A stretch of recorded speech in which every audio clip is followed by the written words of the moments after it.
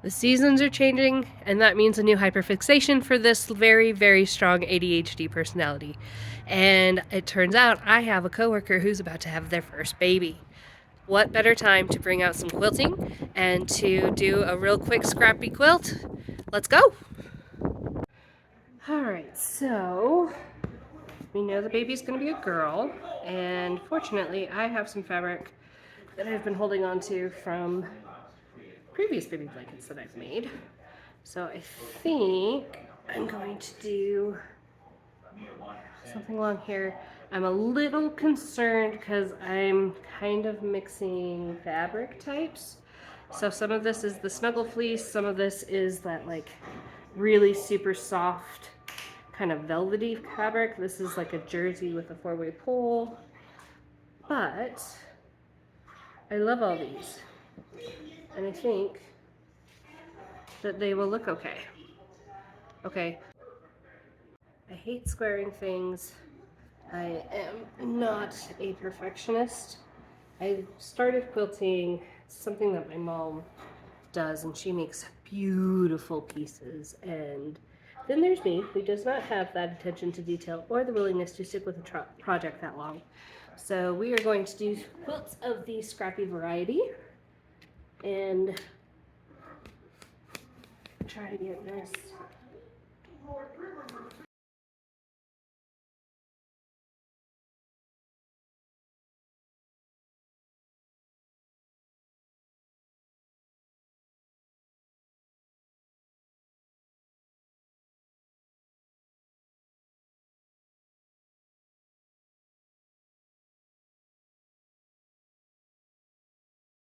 So once I have my strips, it's time to cut out the squares. These are 8 by 8 inch squares, and that'll give me enough cut room in case I make mistakes, because I absolutely will.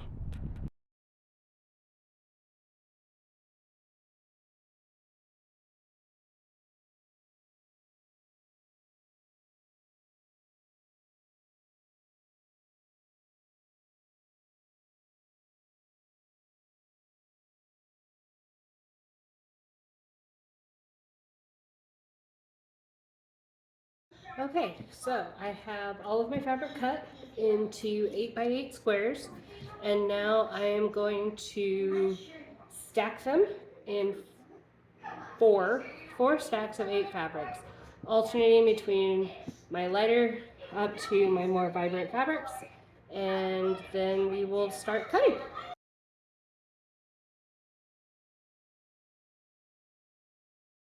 All right, so I've cut my squares, and now I have 32 of them that I have in alternating order, and I'm going to make 4 stacks of 8 squares.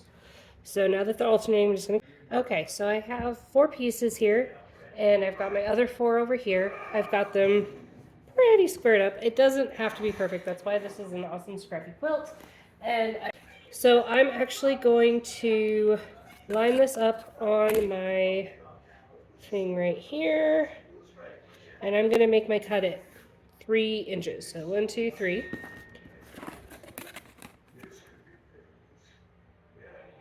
Going to make sure that I'm on my line. Okay, same thing. I'm going to make my cut at 3 inches.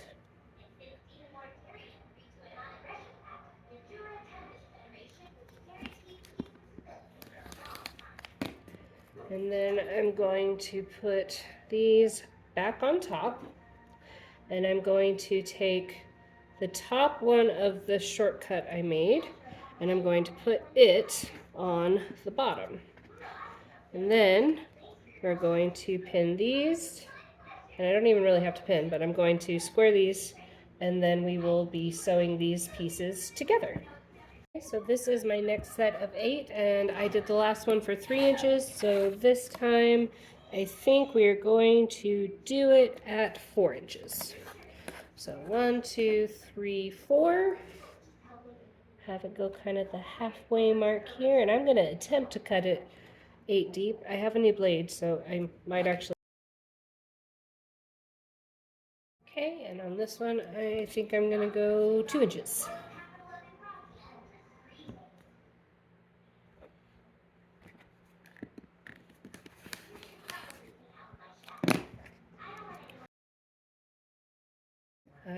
sides. And then for this one, I think I'm going to go at the 5-inch mark. And I don't care that everything isn't totally squared and lined up. I'm going is because it's a lot more forgiving.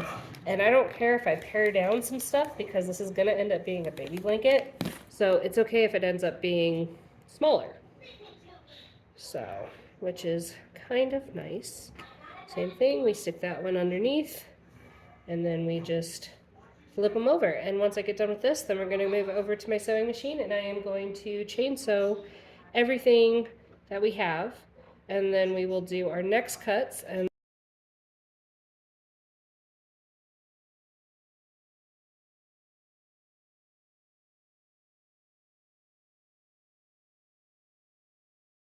alright, so now that I have these, I'm going to kind of lay them out.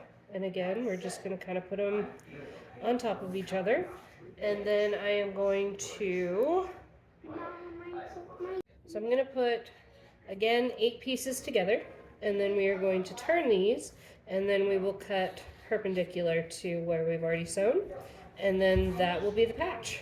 And then we will be able to get these lined up. And then we will start figuring out how we want to place it. Alright, so I've got this, and I've got everything that goes in one direction, going the same direction. I turn it perpendicular, and I'm going to start with 2 inches.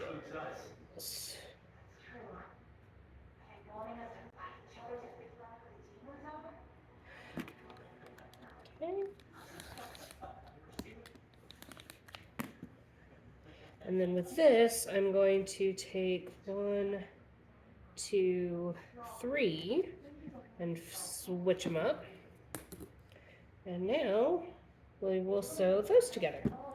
And so I'm going to do that again for each of the 4 stacks, and then I will chain piece it together, and then I will cut off any remnant sizes that we have, probably ending up with around a 6-inch square.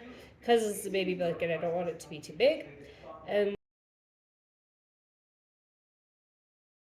then when you don't pay attention, you magically forget to turn it perpendicular.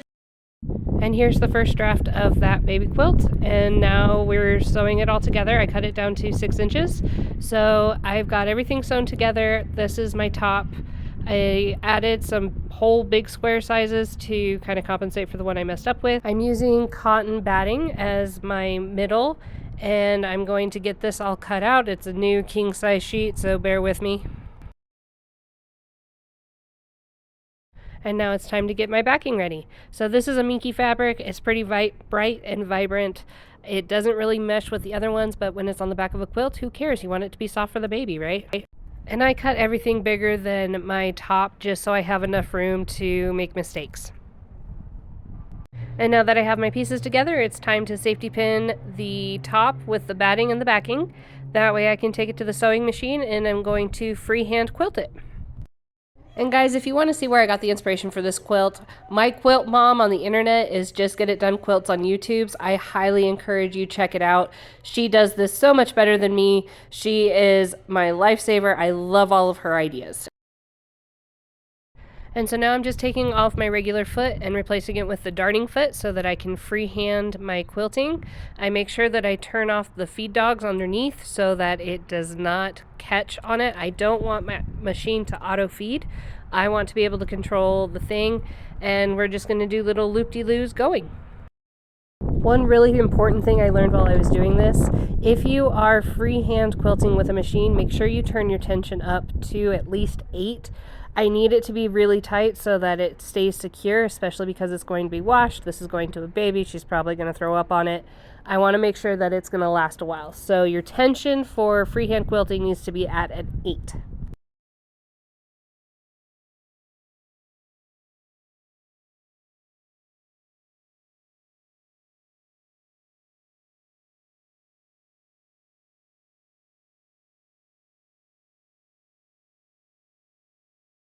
And then I try not to let all of my little loop-de-loos touch each other because I don't want to do that. Some video somewhere told me that that was bad. And I start in the middle, go to a corner, and kind of work my way back. It gives me a lot of freedom to kind of play with it, and I love the buckle effect you get after you've sewn it. And to do this type of quilting, all you got to do is go down and around, kind of make sure that you're making little swoops and in and out. It's the easiest kind of quilt pattern you can do, and it's super simple to do freehand.